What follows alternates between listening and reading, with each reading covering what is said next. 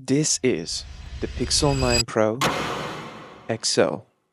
This is Google's best looking phone. It's sleek, it's shiny, and packed with features. But does it really live up to the hype? Well, let's find out. But before that, let's do a quick unboxing. You might ask, what's included in the box? Oh my god, what's in the box? You get a phone, you get a cable, some paperwork that you might not read, and a SIM ejector. Enough of that, let's get to the good stuff. Let's groove into the display because the Pixel 9 Pro is bringing the heat. Coming at 6.8 inch with a super actual display, 2000 nits HDR brightness, and wait for it, a 3000 nits peak brightness. So even in the brightest sunlight, this thing stays super bright. Unlike some other phones, the Samsung, the Pixel doesn't overheat and dim down. It stays sharp, it stays clear, no sunglasses needed. Well, unless you've got the brightness cranked to full at 3 a.m, then yeah, maybe grab some shades. And finally, Google has given us an ultrasonic fingerprint scanner. It's fast, it's responsive, and even works with a screen protector on. Smooth like butter, Google's got you covered. With a 120Hz refresh rate, everything just glides, whether you're scrolling or swiping. The screen is impressive, but let's talk about the cameras. You get a 50 megapixel wide camera, a 48 megapixel ultra wide, and a 48 megapixel telephoto. Photos are natural, sometimes too natural. If you're switching from a brand like Samsung, you might miss that extra pop of color, so ready your editing apps. The wide lens. This is your go-to for just about everything. It's clear, it's sharp, absolutely amazing. It's versatile and reliable for capturing all moments. The ultra wide. This one's great for when you need to capture a lot more of the scene. It's perfect for group shots or wide landscapes. And the cool part, it also works as a macro lens. That means you can get really close to small things and see details you might miss with your eyes. From huge views to tiny details, this lens has you covered. The telephoto lens.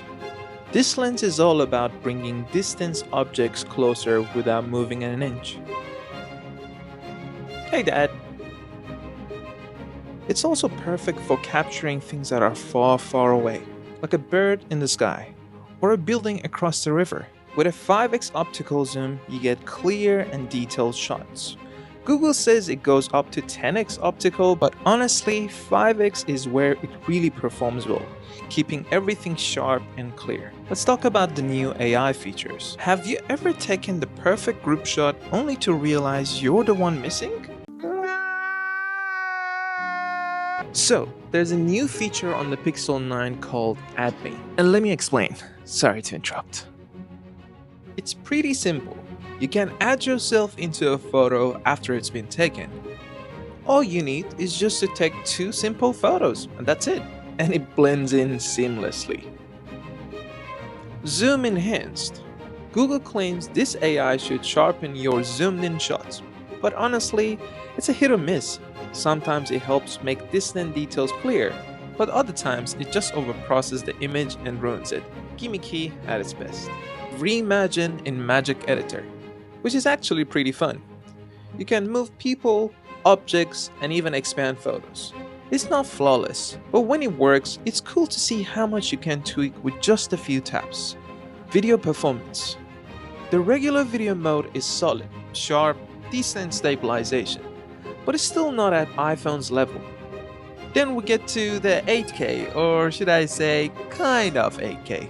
The phone actually shoots in 1080p and then uploads the video to Google servers to upscale it. The process is slow, and the results, not that impressive, so it's really not worth the wait. Sure, the camera's a beast, but all that magic is useless without muscle. Let's dig into the heart of the Pixel and see how the processor and the battery stack up. At the heart of the phone, we've got Google's new Tensor G4 processor, paired with 16 gigs of RAM, and for everyday tasks, it feels snappy, smooth, and ready for anything you throw at it. Multitasking, no problem. Browsing, seamless. But here's where things get interesting. While this phone handles casual games and daily use like a champ, it's not exactly built for high performance gaming. Push it with heavier titles and you'll notice it doesn't quite keep up with Snapdragon or Apple's chips. That said, it's not a deal breaker unless you're a hardcore mobile gamer. And here's the surprise, no overheating. Even during intensive use, the Pixel stays cool, likely thanks to the new vapor cooling system. I've been impressed by how well it handles heat, especially compared to some of the other flagships out there, like my iPhone 15 Pro. Now, the real showstopper, the battery life. This thing refuses to die. It's like a superhero of batteries. Just keeps on going and going, like it's running on pure stubbornness. With normal use, you're looking at up to 2 days of battery life. It's like the phone just doesn't want to take a break. If you're a heavy user, throwing all sort of apps, streaming, and games at it, good luck trying to kill it in a day. You'll probably give up before it does. So yeah, if you're the type who's constantly checking your battery percentage, relax. The Pixel 9 Pro XL has got your back. Just don't be surprised if you forget what it's like to charge your phone daily. So what's the verdict on the Pixel 9 Pro XL? It's got the looks, it's got the brains, well, most of the times. And it's definitely got the stamina. Now I want to hear from you.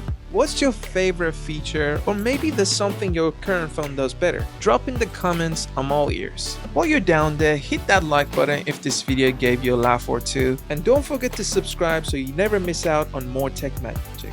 Trust me, your future self will thank you. Or, just subscribe so I don't feel like I'm talking to myself. Either way, it's a win. Until the next video, take care.